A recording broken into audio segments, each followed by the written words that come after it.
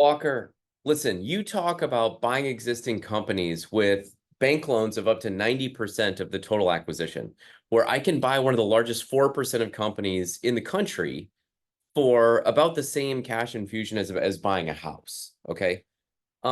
This sounds crazy risky, Walker. How on earth do I know that I am not going to go bankrupt, or I'm going to buy a business that's not going to collapse? Okay. We're going to talk about that in this video. My name's Walker Deibel. I am the Wall Street Journal bestselling author of Buy Then Build and creator of Acquisition Lab. I've got a few slides that I want to share with you.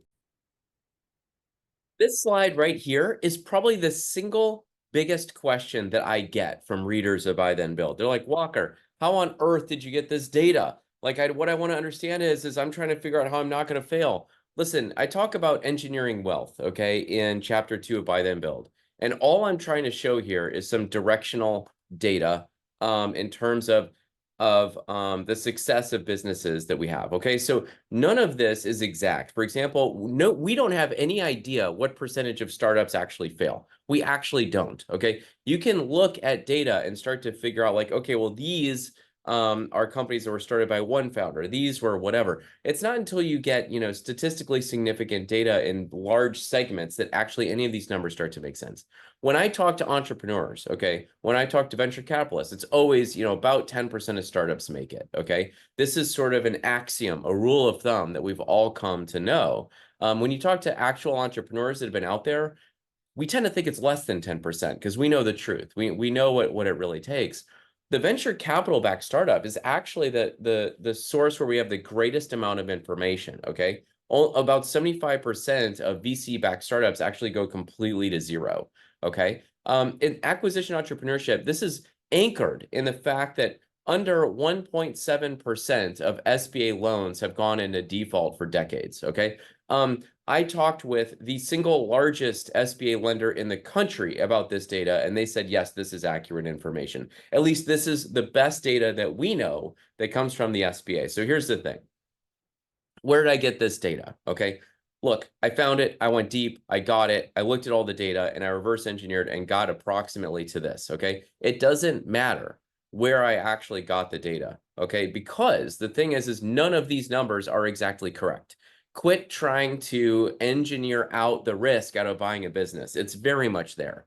Okay. And you're also missing the point. A lot of people believe that, going, completely bankrupt or buying a business that's going to go to zero is actually their biggest risk. And it's not. It's actually not at all. Let's look at the data. It's actually buying a company that doesn't result in the outcome that you wanted. It doesn't result in the gains or the cash flow you wanted, and you end up taking on too much debt, not growing it enough, needing to invest more than you wanted, and you end up with a bit of a zombie company, okay? Something where you're forced to build up equity and put all the cash flow and your time into a business to keep it going so that ultimately once you pay all those loans off, you can sell it again, okay? So that's actually the worst case scenario. But what are the odds that that's going to happen, right? So in other words, this yellow line of acquisition entrepreneurship success doesn't mean success. It means not going to zero. Venture capital backed startup success isn't success. It means not going to zero. 10% startup success, again, not success. It means not going to zero. It means not failure. Okay, let's dig in to the best source of data that we have on this yellow line here of acquisition entrepreneurship. Okay, so entrepreneurship through acquisition is a class taught at many of these Ivy League schools, all right? A lot of the ranked universities have adopted this. It started in Cambridge at Harvard, quickly moved to Stanford, and then kind of spread from there. I actually taught entrepreneurship through acquisition at the Olin School of Business here in St. Louis, my alma mater, and I introduced the course there, taught it for a couple of semesters. It was awesome. But the thing is that every few years, Stanford comes out with some data in terms of the results of what's actually going on inside these small acquisitions, okay? And it's a very sort of institutional approach to buying these small companies, and they keep lots of data to report back to their investors and also to, garnish interest and figure out what's going on. So this was the last one from 2018, okay? And this is what I always talk about. So you've got all search funds. What was the financial performance, right? And you've got an internal rate of return of 33.7%, call it 34%, okay? And then if you exclude the top 3 funds, you've got 29.4%, and excluding the top 5 funds, you've got 28.3% of this internal rate of return. The multiple of invested capital is about a 7, okay? They redid the study. Here's what the new data shows. Again, there's a lag, okay? There's a lag from when the study happens to when the data was to today, okay? I'm just sort of shooting this video to update the best data that we have. So if you look at this, financial performance across the board here is up about 8 to 10%. We've got all search funds up to 35.3%, okay, IRR. You've got excluding the top 3 up to 33.4, and excluding the top 5 up to 32.1. So overall, the financial performance has actually increased across the board by a noticeable amount. Then you've got all the search fund outcomes. Now, look, these are my graphs, not theirs, and so they're a little confusing. But what I wanted to do is get one sort of graph where I could break down what's going on. Remember that yellow bar in terms of what's happening inside. So you'll see 34% of these officially formed search funds that are funded for people finding businesses to buy, a third of them never buy anything, okay? 66% end up closing on a business, all right? Now, of those 66% that closes on a business, 27% actually have a partial or total loss, okay? That's not insignificant. That's not insignificant. But if you look at it, okay, you've got the gain. So 73% of all these acquisitions actually have a financial gain. All right. Now, if you look at it, it's probably that 63% partial loss. That's that sort of like zombie company, right? But you get into, the gains, and if you look at it, just to show that the gains, let's focus on the gains in this graph. This is what it looks like. And again, this was the last time we had it. Okay, you had 69% of acquisitions either doubling their money all the way up to 10xing their money, okay? Updated for the latest one, it's 73%, okay? So it's up from 69%.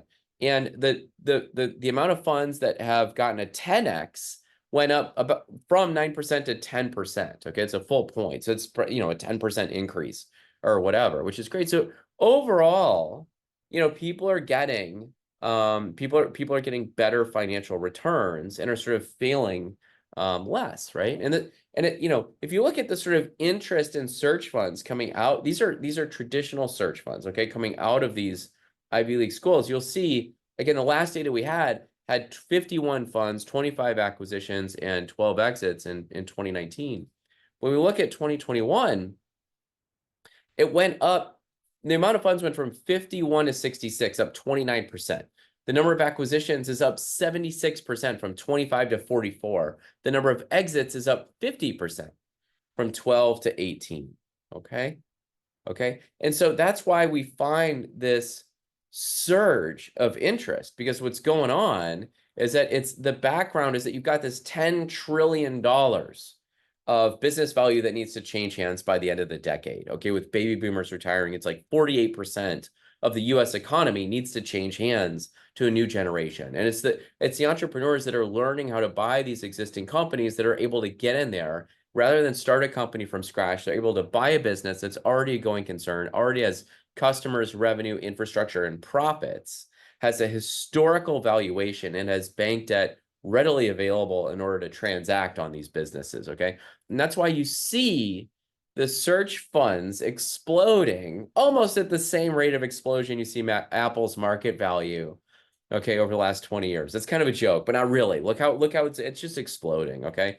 And so listen, if you're interested in buying a company, okay, in the next, 1 to 24 months, consider the Acquisition Lab. After running Buy Then Build, my goal was to create the elite accelerator in the space to help people find and buy existing companies. We anchor in world-class education.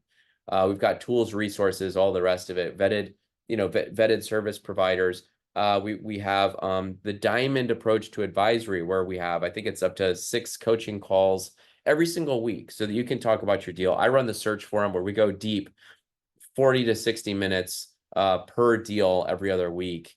And we've got a vetted community. Okay, we've deliberately depressed revenue in order to only allow in people that we think can actually execute on this. Okay, so check out the Acquisition Lab.